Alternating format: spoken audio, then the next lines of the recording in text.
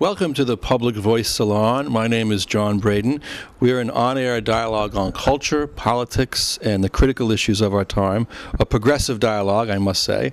And tonight, we are broadcasting in the home of Alice Slater, the Upper East Side Manhattan apartment of Alice. Alice is a nuclear activist. She is advocating for the abolition of nuclear weapons. Alice is the New York City director of the Nuclear Age Peace Foundation, and she is their representative at the United Nations.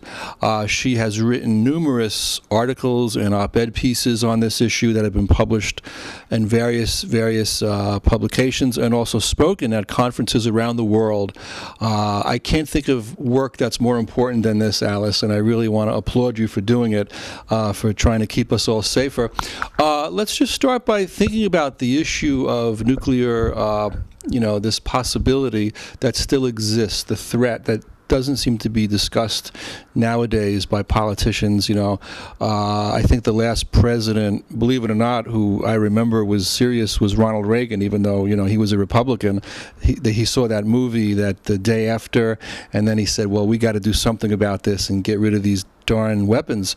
So what is happening today? It's a very scary thing still, and yet why do you think there's so much apathy, and what could be done to get this issue back on the table?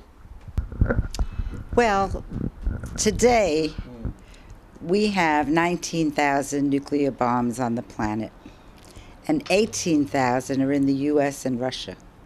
So it's really up to us, and it's interesting when you talked about Ronald Reagan. He and Gorbachev got together in Reykjavik, Iceland, and they agreed to get rid of the nuclear weapons, but Reagan wouldn't give up Star Wars, and Gorbachev pulled the offer off the table. Then Putin asked Clinton to cut our arsenals to 1,000 each, which would have allowed us to bring all the other countries to the table. There are 9 nuclear weapon states besides the U.S. and Russia. There's Who are they? Yeah. England, China, UK, those, and U.S. and Russia. Those 5 are in the Security Council. They got the veto. They are in the Non-Proliferation Treaty, this Faustian bargain where 5 nuclear weapon states, those 5 promised to give them up, and everybody else promised not to get them. This was signed in 1970, and still there are so many weapons on the planet. Then, because of other things that occurred, India and Pakistan and Israel also, they never signed, and they got the bomb.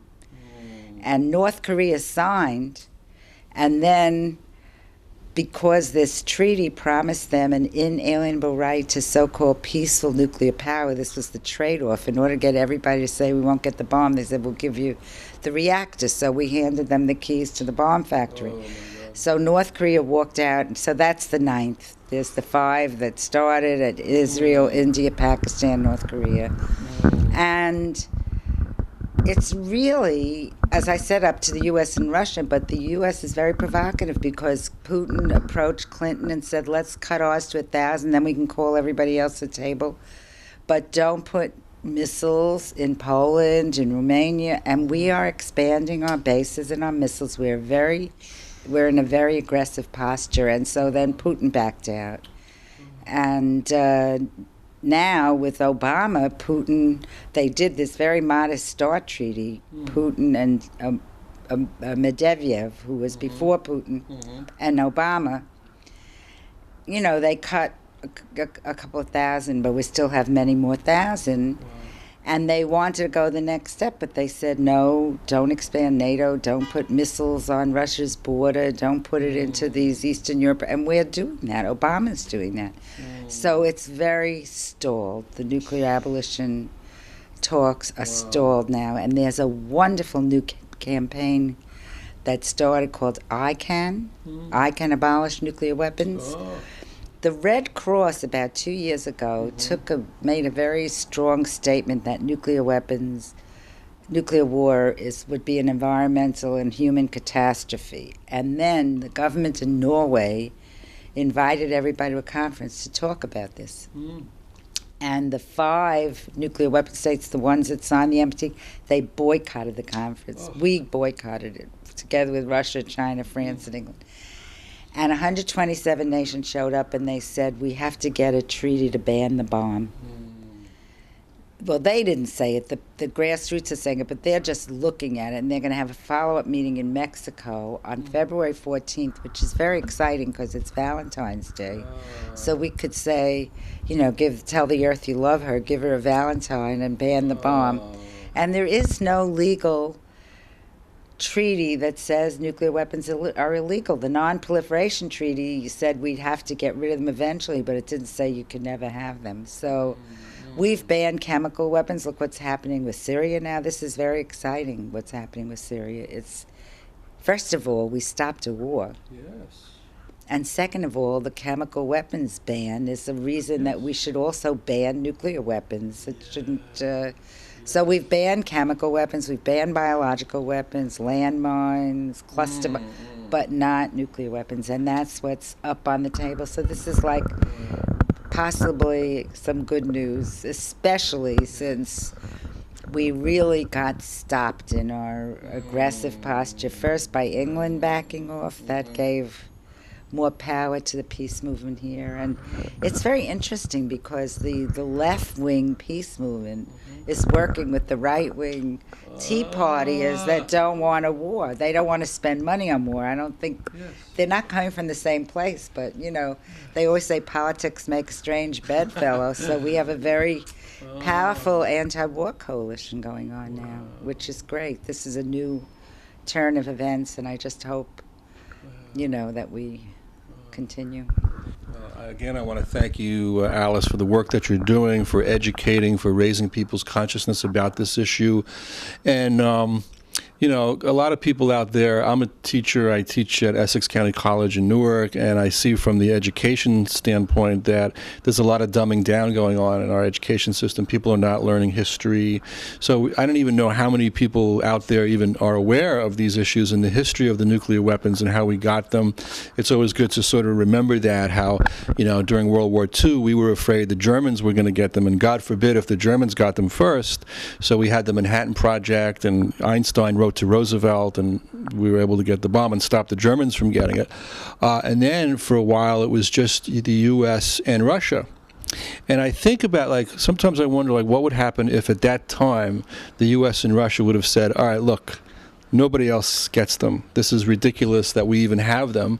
This is a terrible weapon to even have. I mean, if you could have had the scientists of the world get together at some point and say, let's not even go there. Let's not open that Pandora's box. But you couldn't get the Germans to agree because they were a fascist totalitarian society.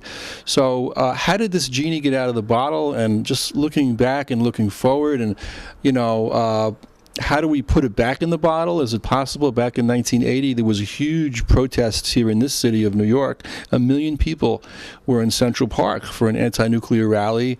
It doesn't seem like there's much activity going on, but looking back, how can we learn from the past, and how can we get rid of these darn nuclear weapons? What you talk about is so important, the history, because we don't know our own history. In 1995, on the 50th anniversary of the dropping of the bomb, they were going to have a historical exhibit at the Smithsonian Museum showing all the things that led up to the decisions and what happened after the bomb. And you had letters from Eisenhower to Truman telling him, don't drop the bomb because the Japanese are getting ready to surrender. You had Churchill, the Brits, saying, hurry up and drop the bomb because they were afraid when World War II ended in Europe, Stalin, was going to join us in the Pacific. They lost 20 million people, the Russians. Right. And after the war ended in May, he was going to help us, fight the war in the Pacific because we were allies. And Truman didn't want to let Stalin get a foothold and said, hurry up and drop the bomb, so ended it. Anyway, there was a lot of evidence that we didn't have to drop the bomb. And they fired the historian at the Smithsonian Congress. They never allowed the exhibit to show. There's a book, Hiroshima Shadow, by Kai Lifshitz and Kai Bird and Larry Lifshitz, two historians, that have all the exhibits that would have been in the museum, that we are not allowed to see our own history. And then after we dropped the bomb, Stalin wanted us to turn it over to the UN under international control, and we made it too rough for them. We were asking too much. There was this Baruch plan to kind of put it under supervision, but it was not. It was an unfair edge for us, and Russia backed out and said, we'll get our own bomb. Also, at Los Alamos, there was a Jewish physicist, Dr. Joseph Rotblat, who came from Poland to work on the bomb. And they knew a year before the war ended that Germany wasn't getting the bomb, and he quit. And he told everybody we should stop making it, we should quit. And nobody listened to him. He was a hero. He got a Nobel Peace Prize. A few years ago, I went to a talk by a man named Tad Daly, who wrote a book called Apocalypse Never, and I was amazed at his analysis of what has gone on in terms of how close we've come to a nuclear war over the past, or some sort of a nuclear holocaust, even by accident over the past, I think, 80 years since we've had the bomb, just about. And especially there was an incident in 1983 when the Korean airliner was shot down and there was a high alert situation. So even just to prevent something like that, I think that you can make an argument that we need to get rid of these things. These are toxic to the survival of our humanity. And what's it going to take to wake up the people to really get this on board? The Democrats, are they on to this, or do we need to start a third party? How do we educate? How do we, this should be people in the streets right now talking about this. There should be a major project to get rid of these weapons. I remember growing up in the 70s and being terrified. When Brezhnev was in Russia, I would hear a plane go overhead and say, "Oh my God, is that the end?" My uncle Carl, he's in his 60s now, he told me stories about the, duck under the desk, during duck and cover, everybody it's just so, it's terrifying, yeah. But now, it just doesn't seem to be out there resonating. And so again, I'm very glad that you're doing what you do. Can you talk a little bit about your own biography and how you got developed as an activist? You're very feisty, you're very very articulate, and how did you gain your sea legs as an activist? Well, my actual taking a step to become an activist happened in 1968 when I was watching television. I was a suburban housewife living in Massapequa with 2 babies, and I saw CBS Reports did a program showing Ho Chi Minh in 1919 going to Woodrow Wilson, asking him to help him get the French out of Vietnam. The French were a terrible colonial occupying power. And I saw this movie, Indochine. It was about French colonial Vietnam, and it showed instead of cotton, they had rubber plantations, and the French enslaved the Vietnamese. They used chains, and they put them in cages. So anyway, it was terrible. They wanted out. They wanted out from under the thumb of France. And Wilson turned them down because France was our ally. This documentary even showed that Ho Chi Minh modeled his constitution on ours. We were like a light to them. And of course, the Soviets were more than happy to help, and that's how he became a communist. And I'm watching this and reflecting on it. And like the same night on the news, the kids at Columbia University were rioting, and they locked the president in his office.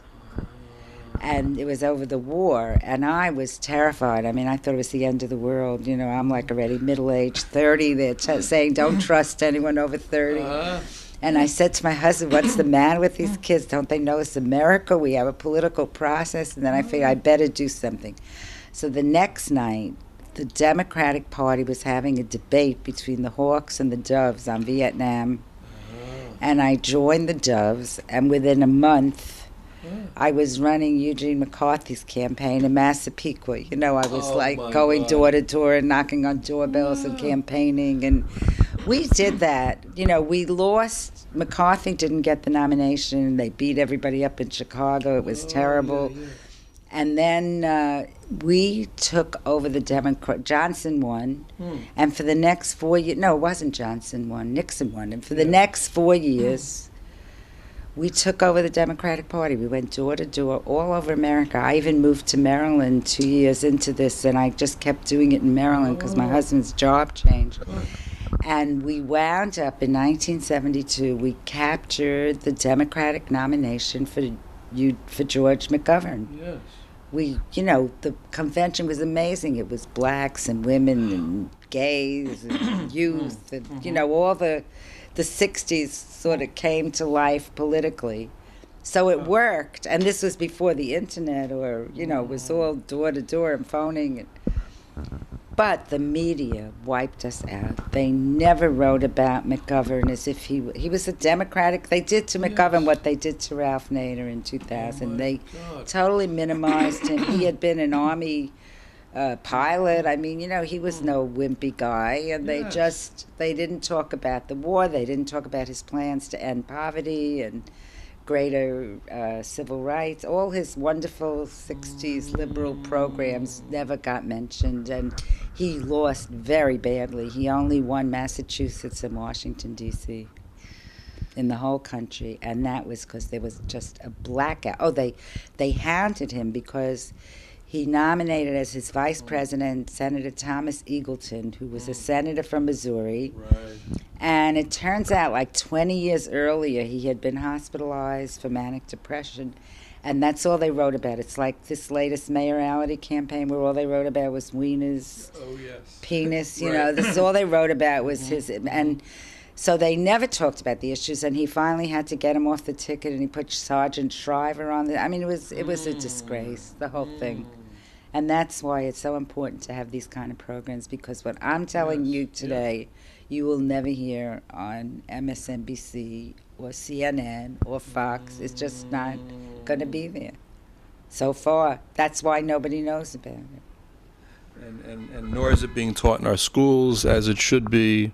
There was a man named Lewis Powell who wrote a memorandum in 1971 on what to do about the left, and he wrote this for the U.S. Chamber of Commerce, and so the right wing kind of mobilized against what they thought was an attack on the free enterprise system. That was the title of Powell's memo. And it seems like but the left was sort of disintegrating also at the same time. Instead of being, after McGovern, it fell apart. Yeah. So it's good that we bring these issues up, and because thinking also about how Eisenhower warned against the military-industrial complex when he left office, and you wonder if there's not a profit-making motive involved here in the part of the military, and if that money doesn't also go to finance media. And so we are at a really critical moment here on our planet and our evolution as a species that we could really go up in flames with this nuclear thing. So how do we recreate a substantive politics, a consciousness about not only the nuclear issue but also poverty and inequality of wealth, and can we connect all those dots in some way? Or how unconscious are the people today running around with iPods and looking at all these computer screens and lack of content on media? I mean, we could go on and on, but there's certainly the work that you're doing. Would you consider yourself, in addition to being a nuclear activist, as a person on the left, trying to build some sort of political movement, or? Yes, I just wanted to comment that Lewis Powell went on to become Supreme Court Justice. Powell. Nixon appointed him. Yeah, that was there has been sort of a conservative takeover, and you see what the Koch brothers are doing. They're putting in all this legislation. I wouldn't minimize the internet. I think that's where our power is. I mean, there was the Arab Spring. We had Occupy Wall Street. It was amazing. And we changed the whole conversation. Everybody now knows about inequality, the 99% and the 1%.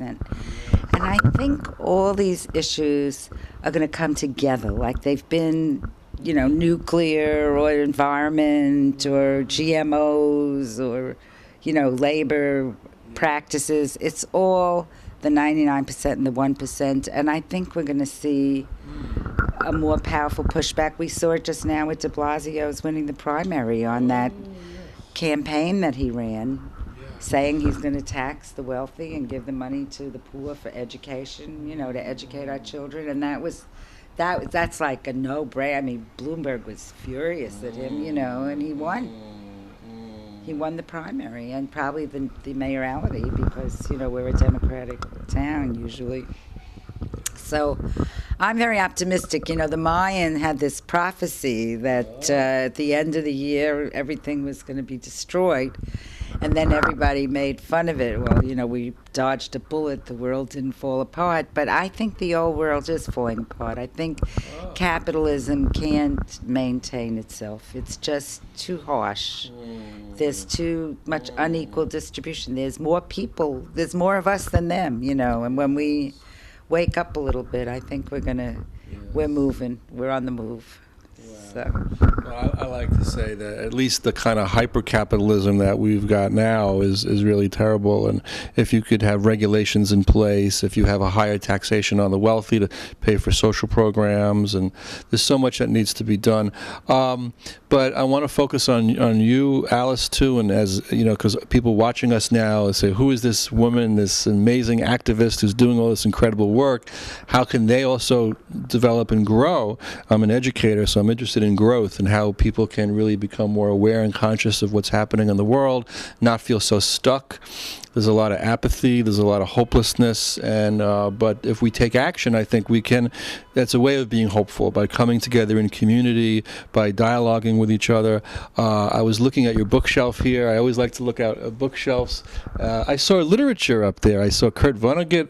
I saw John Updike, Couples. That's actually a novel that I read many years ago. I love Updike. So maybe you can talk a little bit about how you developed in terms of your education, either in school or out of school, and what were the seminal experiences or books or thinkers who've impacted you?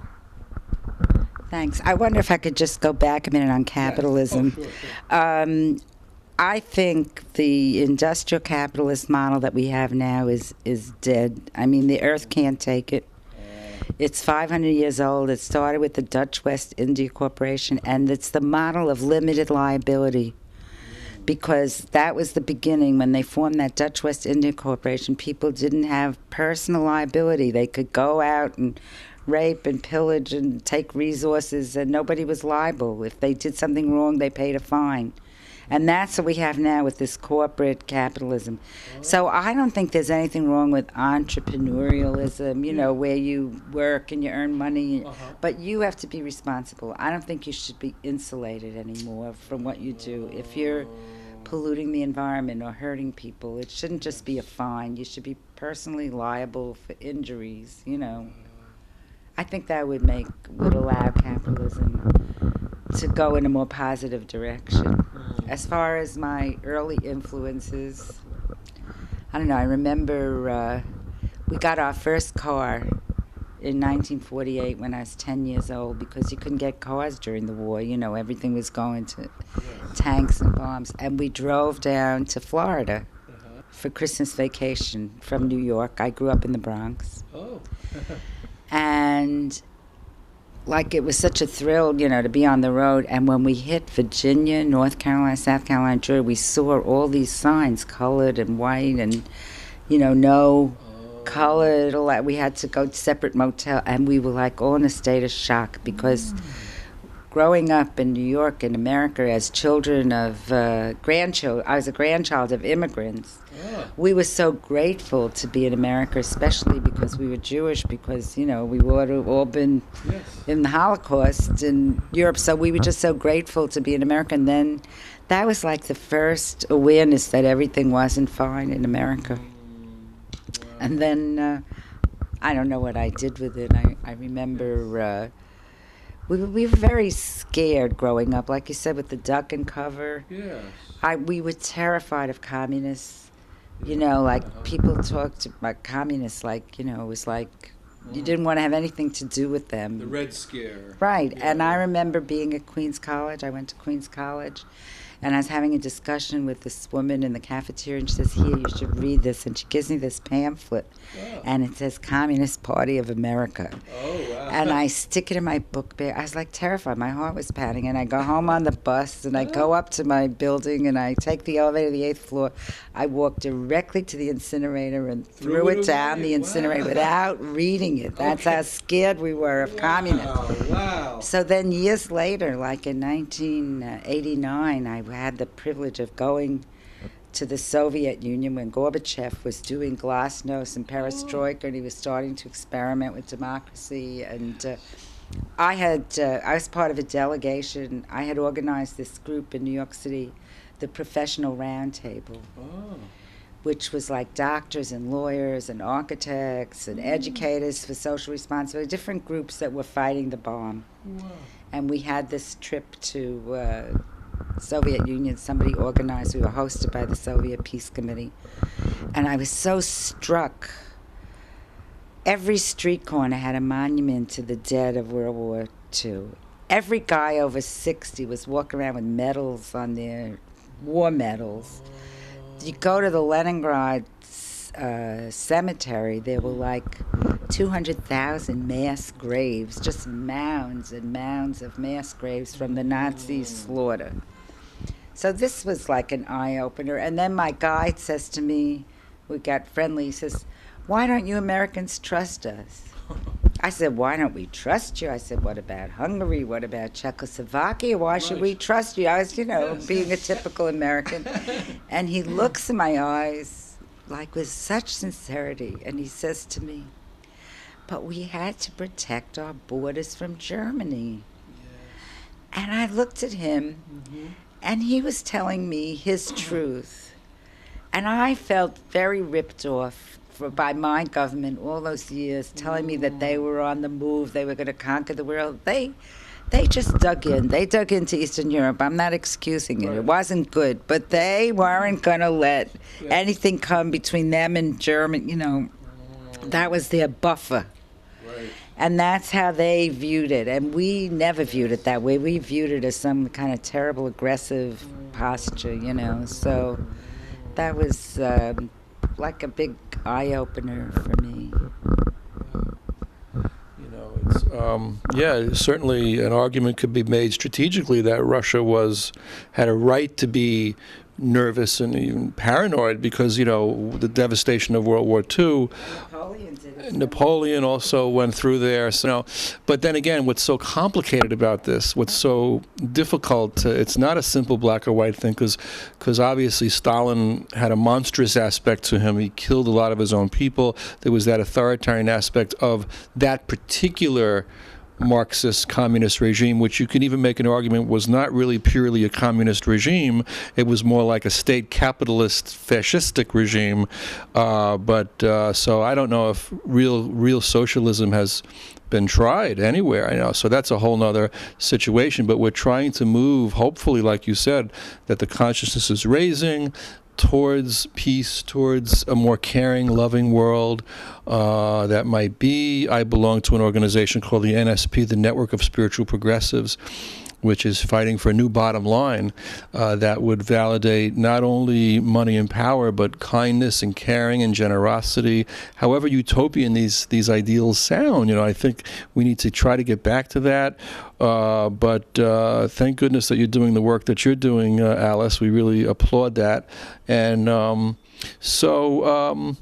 did you develop as such a powerful speaker and thinker, and what was the process like of becoming an activist and building up to where you are now, that you go and you lead these conferences around the world? How, did you feel nervous? Did you feel, we like this show to be an educational show to people watching who might want to become activists themselves and get involved. What advice would you give to others who want to engage in the world and not feel so bored and not feel so isolated? There's a lot of loneliness in our society today. People cut off from each other.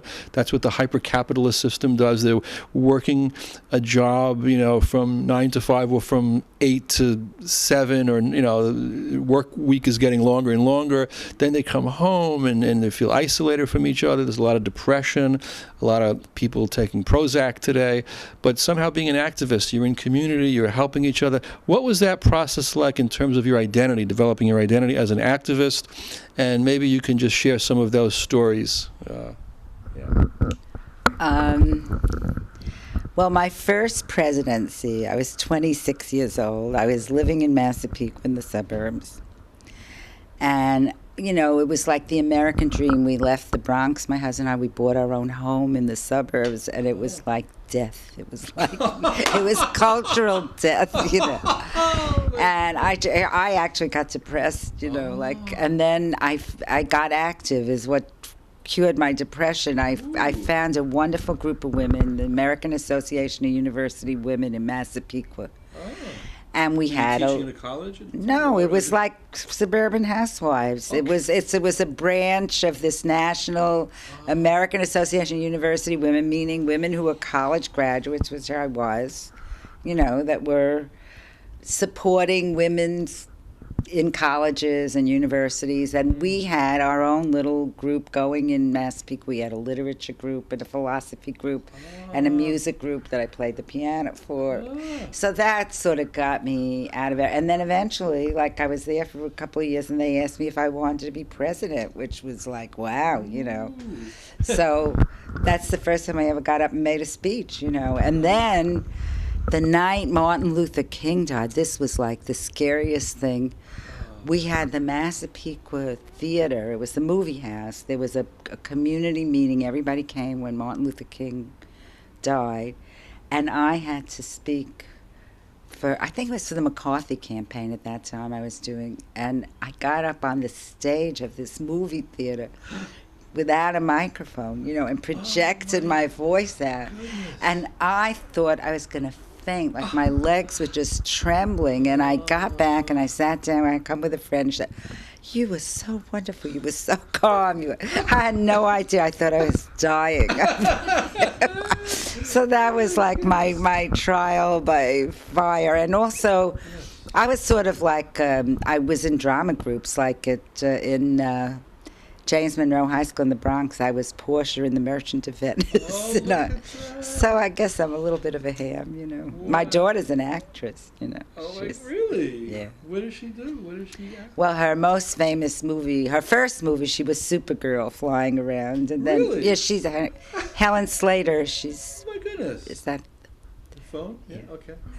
Yeah. So anyway, she was in a movie called Supergirl. She was Supergirl. She was Supergirl. Yeah. Where can we watch this movie? Is it available? It's on Netflix or whatever. We'll have to watch that. And then Ruthless People and City Slickers and what was the other one? Secret of My Success and Michael J. She did a lot of big movies. The Legend of Billie Jean. That's like a cult picture now. Okay. She was like this Joan of Arc character, the teenage rebel. But anyway, and now she's just got this fabulous audio book. She's a singer-songwriter.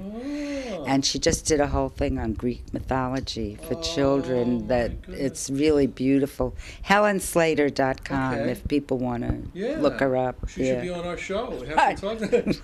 Because her mother is Superwoman. Yeah, I'm Wonder Woman. I'm Wonder Woman. People were coaching. Well, when Helen was a senior in high school, I had two children, David and Helen. David's a lawyer. He's living in New York. But when she was a senior in high school, I went to law school, so I shouldn't have empty nest syndrome. You know. So everybody, and that was the year she got Supergirl the next year, so everybody said, "You're Supergirl's mother," and I'd say, "I'm Wonder Woman." Oh my God, oh my God.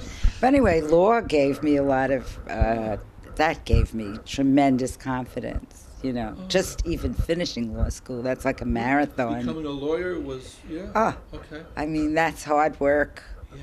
I mean, I work sometimes through the night to get a brief. You had deadlines, you know, you had to do very careful research because it's like you're at war. I mean, I was in litigation and you couldn't make a mistake or you'd get killed. You know? You're out, you know, like you really had to work hard at the law. So I did that for 7 years. Wow. And then while I was doing that, this is how I became a nuclear activist. Yes. I hadn't done any of my world work. Like when I was suburban, I was doing, you know, McCarthy and McGovern and civil rights and women's rights. So I was reading the Law Journal, and they were having a luncheon for the Lawyers Alliance for Nuclear Arms Control. And I said, that sounds interesting. And I go to the luncheon, I wind up being vice chair in the chapter, and I go on the national board with Robert McNamara, William Colby, and this Jewish girl from the Bronx. Wow. And I'm like, and I'm giving them a hard time, and it was the Lawyers Alliance for Nuclear Arms Control. And then, sort of after the Cold War, they decided to change the name, and they were going to do Lawyers Alliance for World Security. And I said, well, how about, laws? I said, well, how about land, like Lawyers Alliance for Nuclear Disarmament? But they're not into nuclear disarmament. They're into control, U.S. control, and this is what we're seeing. Even with Obama, sad to say, they want to control it, and we have to take it back. And how to get active. One of my greatest heroes is Ralph Nader. I worked for him in 2000, and Ralph always says, "Don't take a coffee break. Take an action break." Pick up your phone, call your member of Congress. That's how we stopped the bombing of Syria. They got so many phone calls, the Congress backed off. If you just call your senators, call your members of Congress whenever you have something on your mind that's bothering you. If you want to get rid of the bomb, tell them, why aren't we doing more on the bomb? If they got millions of phone calls, that's the good thing about the internet. Because we can communicate with each other, millions of people, despite the lack of the mass media, and give each other the word. And the other thing why I'm very hopeful when you talked about this spiritual progressives, we never saw our planet until 1963, when we got the films back from the space, the moon. So we never even saw how beautiful and fragile the Earth is, and that's got to be imprinting on us spiritually, just owning that visual picture of our Earth and how finite it is, and how it doesn't have borders. There are no nationalities on the Earth. It's just a beautiful blue place, and it's in trouble. It's under stress. We got to take care of it, or it won't take care of us. This is such good stuff that you're saying. It needs to be said. I want to say one thing about the Bronx, because I say, what is it about the Bronx? The people from the Bronx. We have a friend named Stanley Aronowitz who is very active. He's from the Bronx, the Green Party. He was a candidate for the governor of New York. There's so much chutzpah, in the Bronx. And my grandmother, she's 92 years old, very well spoken. She has that charisma. She grew up in the Bronx, or she moved to the Bronx when they were younger, and she went to Walton High, and I think 1 year ahead of her was Bella Abzug, also from the Bronx. So there's something, I don't know, something about the Bronx. It creates leadership, I guess, or that charisma. And you made me think also about this novel Revolutionary Road, which is about death in the suburbs, cultural death in the suburbs, which I think it became a movie also about, people, they wanted to have some cultural life, and it wasn't going anywhere. They couldn't keep conversations going in the living room. There was a sense of spiritual malaise of leaving New York. In the beginning of the novel, the main character, I forget his name now, but lived on Bethune Street in the Village, and he had all kinds of dreams about being a writer and traveling the world, wound up getting married and living in the suburbs north of New York, commuting back and forth to the city, but it was just a disaster spiritually, So you escaped that. You got out, but there are people watching us now, even living in cities, who have that, I guess, suburban feeling. Or is New York becoming a suburb now? You look at Bloomberg, you look at the chain stores that are proliferating, you look at the lack of political consciousness, the narrowing, the constriction. There's a philosopher named Christopher Latch who talks about the minimalist self of our times now, that we're feeling like this narrowness, but you represent the opposite of that, a kind of hope that you're teaching us from another time. I think those 60s that has to be kept alive. That has, how do we light that flame and keep that going? Yeah. Well, we've just seen it this week, that we didn't have a war in Syria. I mean, this is like the greatest news that we've had in the last 5 years, probably. I can't even remember what's been better news than the fact that we stopped Obama, we stopped the Congress, we got a great offer from Putin. They published him on the op-ed page of the New York Times. Did you read his column? Everybody should read that. Just go to NewYorkTimes.com and see what Vladimir Putin is telling Americans about how arrogant we are and that we can't, we can't decide to enforce against chemical weapons when we're using Agent Orange and phosphorus and depleted uranium. But this is so hypocritical. There's like a disconnect in the American brain, that we think we're so exceptional and wonderful. And we do. We have great ideals, But look, even our Constitution didn't let women vote, and it had slaves. We had to perfect it. And we are perfecting it, this more perfect union. We're perfecting, we stopped apartheid. We stopped the segregation I saw as a kid in the South. We got rid of it. We had women got the vote, and then there was women's liberation. The gays now are getting liberated, gay marriage.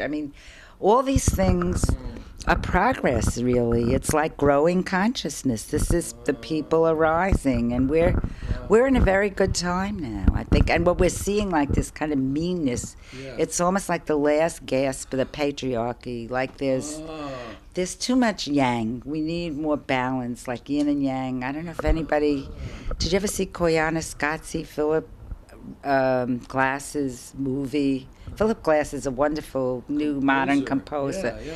And Koyaanisqatsi was like this composition set to pictures, and Koyaanisqatsi is a Hopi Indian word that means things are out of balance. And it shows the beautiful earth and the sky and the waters, and then all of a sudden you see this pipeline, and the music's getting dissonant and everything, and things are out of balance, and I think we're going to restore the balance right now. I definitely feel this is happening. We might have a rough landing, but we have to really cling to this incredible victory that we didn't bomb Syria. The whole world was geared up for it. The press was geared up for it. Every talking head on even the so-called liberal station, MSNBC. And also, what's going to really save us in a very practical way is shifting the energy paradigm. Because you can't ship those jobs to China. We could have everybody working on solar panels, windmills, hydropower, and then we could be cleaning up our cities and avoiding this climate catastrophe that's coming down the pike. We have all the solutions right now. It's just, we got to do it.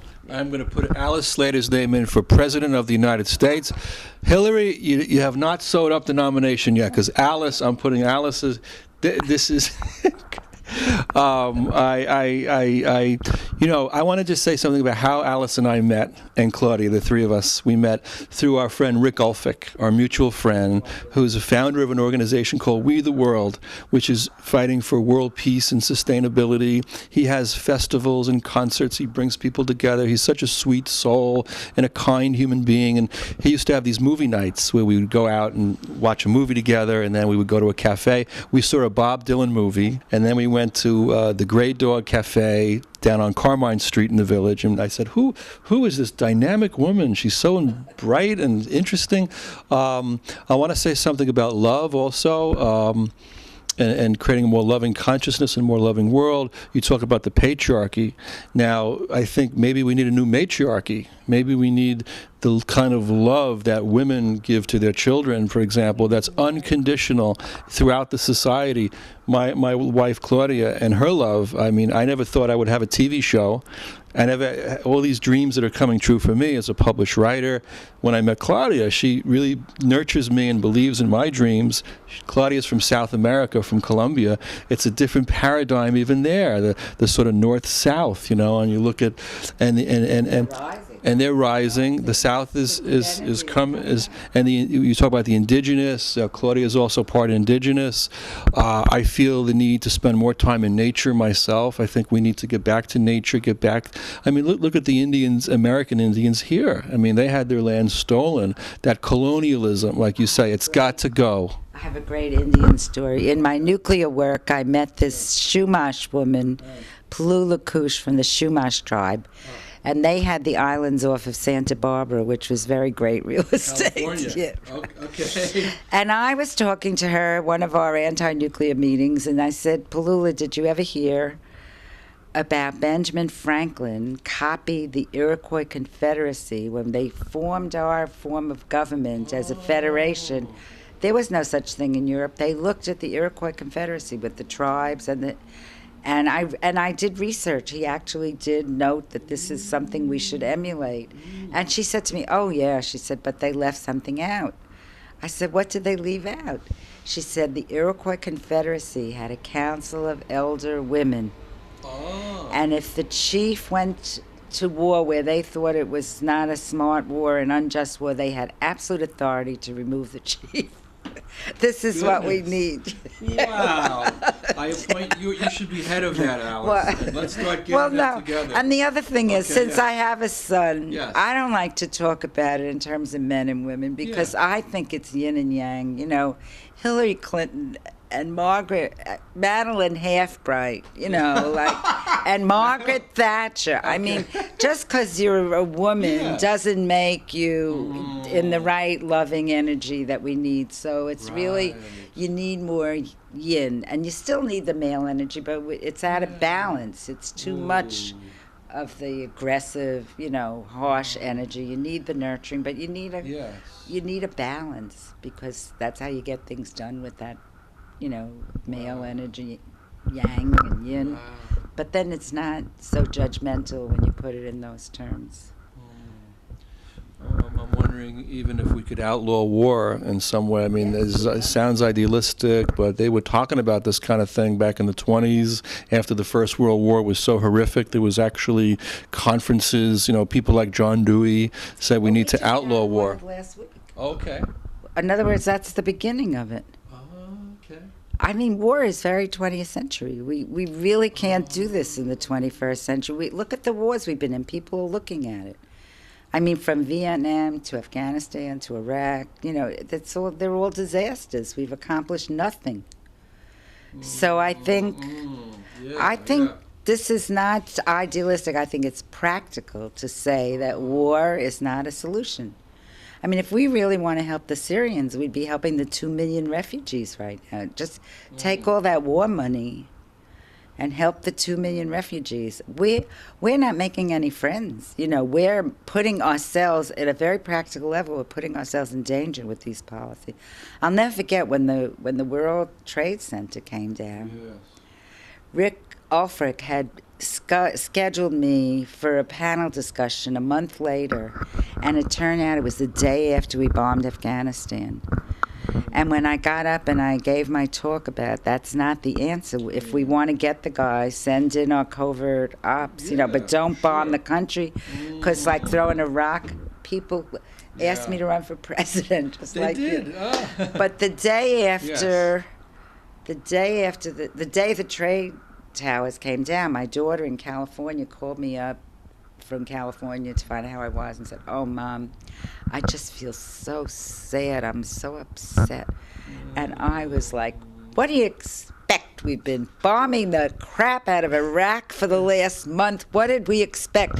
She said, I can't talk to you. She hung up the phone. But I was like so mad. I felt like we had brought it on ourselves. And I don't think we're reflecting on this right now, of that if we continue to be the bully, the world's bully, we have 1,000 military bases. We've got to change America. They're not doing it to us. We're doing it to us. And in that sense, we have the power, which is what we did last week. We took back the power and said no. Wow.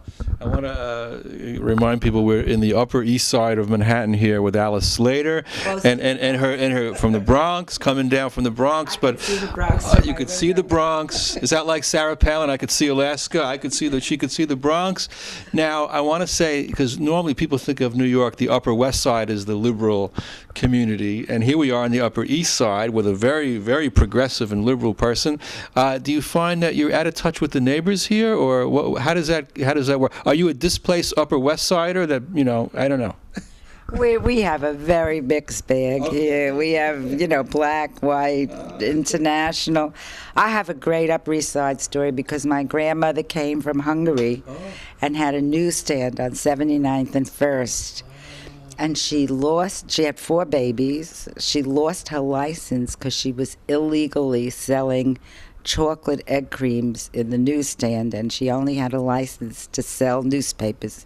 A chocolate egg cream for non-New Yorkers is a soda that doesn't have any eggs or any cream. It's chocolate syrup and milk with seltzer, and it's very popular in New York. So she lost her license, and her husband was hysterical, and she said, what are you going to do? So she went down to City Hall. You want to know how you can take action? With her 4 kids. My mother was 9 months old, and then there was Ella and Miriam and Harold, and they were like 2 and 3 and 4. And she stormed into this deputy mayor's office, and she put my 9-month-old mother on his desk. And she said, you're not going to give me my license? You take my children. And she walked out of the office and left the 4 kids there. And he came running down the hall and said, lady, we'll help you. And she got back her license, and then they had a candy store where they could sell legally chocolate eggs. So that's my Upper East Side story. This used to be the old Hungarian neighborhood. And my mother and my aunt... They called Gracie Mansion the haunted house. It was like falling down, and they used to play in the haunted house. That's where the mayor lives, on the East River now, but Claudia fixed it up. Well, my grandmother, my maternal grandmother, is 92 years old, living in Fort Lee, New Jersey. She's Hungarian. Her mom was born in Hungary. My grandmother was born in Fairfield, Connecticut on a farm, but when she was 12 years old, moved to the Bronx. And so she was living in the Bronx, went to Walton High, classmate. Actually, no, Bella Abzug was 1 grade ahead of her. You knew Bella Abzug? Tell us about... Well, from the politics, and she went to the Beijing conference and started the whole women's movement. She actually started the circle. She picked it up from the indigenous people, and like now when we have our Abolition 2000 meetings, we sit in a circle, and it's like non-hierarchical, and she was very good at that, Bella. She was a powerful, wonderful woman. We're gonna have her daughter is gonna be on our show. Liz, you know Liz? I met her. Okay, wow. We should get the 2 of you together and get back. But so my grandmother, is Hungarian, and then she, her dad was friends with Bela Lugosi. And they actually, my great-grandfather, they called him the Sheik, because he was a very snazzy dresser. He had the Panama hats and the spats and all that. And he belonged to a social club in Bridgeport, Connecticut, that was all Hungarian. That was the old Hungarian neighborhood. And Peter Lorre was also a member of that club. And this is the Hungarian. And I had an uncle. Most of my family moved to like Jersey, like in the 50s when they said the neighborhood went down and all that. But I had an uncle who stayed in Washington Heights. And he was like one of my favorite uncles. He was a real character. He was 100% Hungarian. He would go to the racetrack and all. He was a New Yorker. He loved New York. Wasn't going to New Jersey, And he used to say, Johnny, Hungarians were always the smartest ones in Europe, and they were the writers and intellectuals, and all. He filled me with Hungarian pride, and so. I don't know. I don't know much about Hungary. My parents, they named us Alice and Martha. They wanted to be so American. My mother got us into Girl Scouts. It was like everything was to be American. It was like they gave up all that European stuff. We are a melting pot, So words of hope now, as we have a few minutes left here. I feel very grateful to be able to spend time with you, Alice, and so our viewers are getting some consciousness raising, some ideas, not only in New York, but we're also on the air in Hoboken, New Jersey, and in Union City, New Jersey, which is the Latino community there. Several towns in Hudson County cover us, as well as Manhattan. So I think hopefully if people are hearing this, hopefully if this excited you and you want to get involved, you'll learn more, you'll read some books about this, maybe join some sort of political activity. What are the final words to our audience in terms of getting active and trying to move this anti-nuclear agenda forward? Because that's who you really are, the anti-nuclear person. Abolish all nuclear weapons now. Well, what we didn't talk about that I want to say is we can't get rid of nuclear weapons if we keep spreading nuclear reactors around the planet.